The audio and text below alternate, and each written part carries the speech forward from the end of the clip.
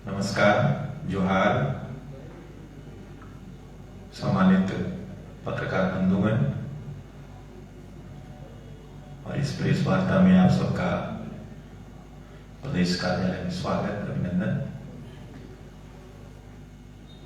हमारे बीच मंच पर प्रदेश के प्रवक्ता श्री सरोज सिंह जी उपस्थित हैं।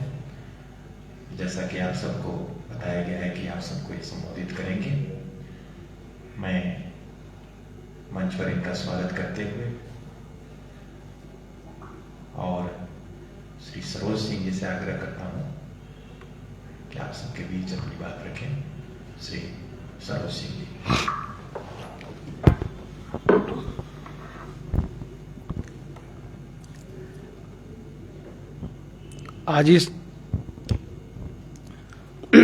आज इस प्रेस वार्ता में हमारे साथ बैठे पार्टी के मीडिया प्रभारी आदरणीय श्री पूजन पाठक जी एवं उपस्थित प्रेस मीडिया के साथियों, आपका इस प्रेस वार्ता में स्वागत है। साथियों, 2019 के चुनाव के बाद 2019 के चुनाव में हेमंत सरकार जो है लोक लुभावने वादे करके जनता के बीच जो है सरकार में आई, और सरकार में जब वो आने के समय चाहे उनके लोक लुभावने वादे, चाहे बेरोजगारों को भत्ता देने का सवाल हो, पोस्ट ग्रेजुएट ग्रेजुएट को 5,000 7,000 भत्ता देने का सवाल हो, या जो है किसानों के लिए जो है 2 लाख तक ऋण माफी का सवाल हो, या 5 लाख नौकरियों का सवाल हो, ऐसे कई लोक लुभावने वादे, जल जंगल जमीन की रक्षा का सवाल हो, कई सवालों को लेकर के और लोक लुभावने वादे लेकर सरकार आई। लेकिन सरकार जब आई तो आने के बाद जो पिछली सरकार, भारतीय जनता पार्टी की सरकार, रघुवर जी की सरकार के जो भी कल्याणकारी योजना था, उस योजनाओं को पहले उन्होंने बंद किया। चाहे वो किसानों के लिए योजनाएं हो या महिलाओं के लिए योजनाएं हो रही हो, कई योजनाएं उन्होंने कल्याणकारी योजनाओं को आते के साथ बंद कर दिया। और सरकार जो है विकास के कार्य, आज 3 साल लगभग हो गए सरकार के, लेकिन विकास के कार्य में एक कदम सरकार आगे नहीं बढ़ी। सरकार जो है विकास के काम ठप रखे, कई बहाने भी बनाए कोरोना को लेकर के, कई बहाने बनाती रही सरकारें, लेकिन कई सरकारें कोरोना में कहां से कहां तक काम करके आगे बढ़ी, लेकिन इन्होंने सारा काम ठप रखा। आप जो जमीन पर दिखता है जनता देख रही है, और विकास के काम ठप रहे। उसके बाद जो है सरकार में दलितों, आदिवासी महिलाओं पर अत्याचार के अनेक कई उदाहरण, बड़े बड़े घटनाएं हुई, कई उदाहरण हैं इसके। और अत्याचार आदिवासी दलितों पर बढ़े, महिलाओं पर बढ़ी इस सरकार में। मैं पुरानी बातों को जाना नहीं चाहता, कई ऐसी घटनाएं हुई जिस तरह से बच्चियों के साथ, रेप के साथ हत्याएं हुई, कई घटनाएं आई।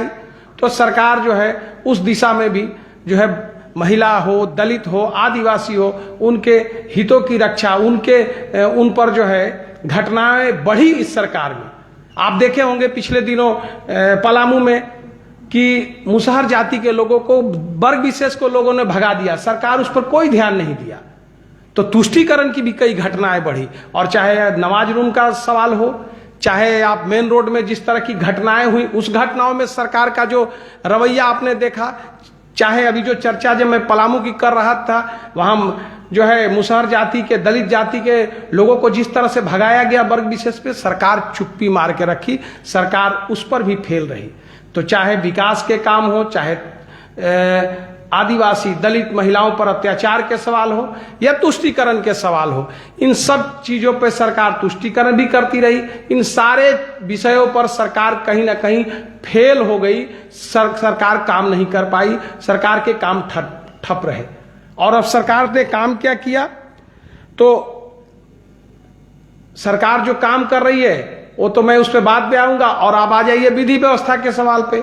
तो विधि व्यवस्था का क्या हालत है कि आपने देखा होगा, पिछले दिनों हमारे प्रदेश अध्यक्ष जी ने प्रेस कॉन्फ्रेंस करके आंकड़े गिनाए होंगे, 1.5 लाख लगभग जो है घटनाएं हुई हैं नॉन अवेलेबल घटनाएं जिसको बोलते हैं अपराध की घटनाएं 1.5 लाख से अधिक घटनाएं हुई हैं, और करीब उसमें 5000 से अधिक घटनाओं तो महिलाओं पर, हमारी मां बहनों पर अत्याचार की हुई हैं। 5000 से अधिक, आप सोच सकते हैं। यह सरकार की यही उपलब्धि रही है पिछले 3 सालों में कि विधि व्यवस्था पूरे राज्य का चौपट है। यह सरकार जो है पूरी तरह से, जिसको कह सकते हैं कि आकंठ जो है भ्रष्टाचार में डूबी रही। ये 3 सालों में लगभग ये सारे विकास के काम ठप रहे। सरकार आदिवासी दलितों के हितों की रक्षा नहीं कर पाई, उन पर अत्याचार बढ़े, तुष्टीकरण इस सरकार में बढ़े, और उसके साथ साथ जो है भ्रष्टाचार तो चरम सीमा पर है। आप देखे होंगे कि अब सरकार आपके द्वार जा रही है, लेकिन सरकार आपके द्वार के जाते जाते सरकार चली गई ईडी के द्वार। आप समझ सकते हैं कि भ्रष्टाचार का आलम यह है कि मुख्यमंत्री के पूरे उनका कुनबा जो है, आज आधा कुनबा उनका जेल में है, आधा लगभग 80% उनके कुनबा जेल में है, और आपने देखा होगा कि अब मुख्यमंत्री जी को भी समन आ चुका है।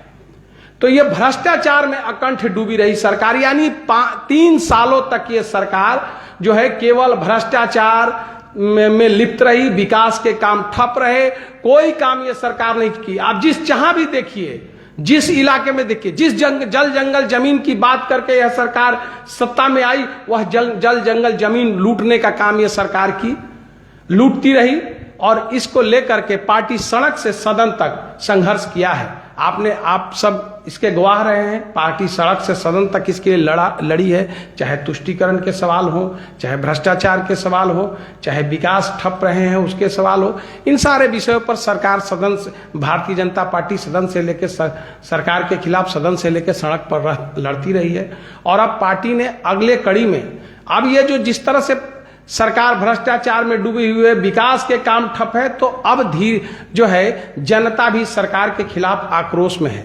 जनता भी अभी चाहती है कि ये सरकार जो है जिस तरह से काम कर रही है, इस तरह की सरकार जितनी जल्दी जाए उतना ही अच्छा है। ये सरकार के खिलाफ लोग हो गए हैं, और जनता भी सड़क पर सरकार के खिलाफ आने को तैयार है। और पार्टी ने तय किया है कि जिस तरह से पार्टी पिछले दिनों संघर्ष किया है, पार्टी ने तय किया है कि नवंबर में 7 नवंबर से लेकर के 13 नवंबर तक सारे प्रखंड मुख्यालय, 263 प्रखंड मुख्यालय पर पार्टी जो है प्रदर्शन करेगी, आक्रोश प्रदर्शन।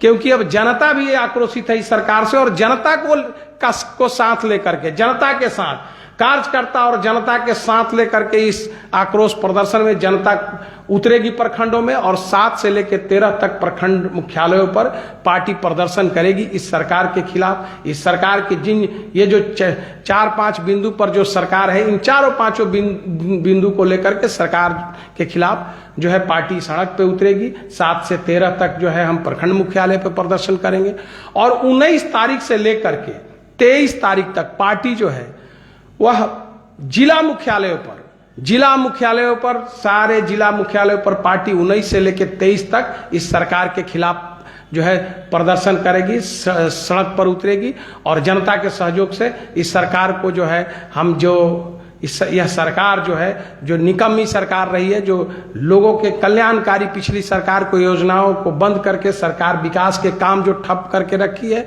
तुष्टीकरण सरकार में बढ़ा है, विधि व्यवस्था सरकार का चौपट जो रहा है इतने दिनों, तो इन सारे विषयों को लेकर के सरकार जो है ये 2 चरण में आंदोलन करेगी।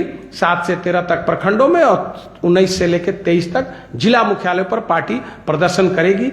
इतना ही बात आपको आज हम बताने के लिए, हम आपके बीच रखने के लिए आप सबों को हम बुलाए थे। बहुत बहुत धन्यवाद। डेमोक्रेसी हो गई है। जब सत्ता को बीजेपी जनता नहीं दे रही है, तो एजेंसियों का इस्तेमाल करके लोकप्रिय सरकार को अपदस्थ करने की तैयारी है। देखिए, जनादेश के आड़ में भ्रष्टाचार नहीं छिपता है। सरकार जनादेश के आड़ में भ्रष्टाचार को छिपाना चाहती है। बच्चा जानता है यह सरकार अकंठ भ्रष्टाचार में डूबी हुई है, और इसलिए जनादेश के आड़ में भ्रष्टाचार को छिपाने की कोशिश ये सरकार कर रही है। जेएमएम के कार्यकर्ता पुराने तेवर में दिखेंगे कल महाजुटान। देखिए, इस एक कहावत आप लोग सुने होंगे कि चोर मचाए शोर, तो इससे अधिक कुछ नहीं है ये। 11 को फिर विशेष सत्र है 1932 आधारित जो स्थानीय नीति लाने की बात है, वो अब केंद्र के पाले में बैठने की तैयारी। देखिए, सरकार जो है, सरकार पूरी तरह से फेल रही है। सरकार लोगों के लिए कुछ कर नहीं पाई है, तो सरकार उससे ध्यान भटकाने के लिए कई तरह के जो है माया और जाल रचेगी, लेकिन जनता सब बेखूबी समझ रही है, उनके माया जाल में आने वाली नहीं है।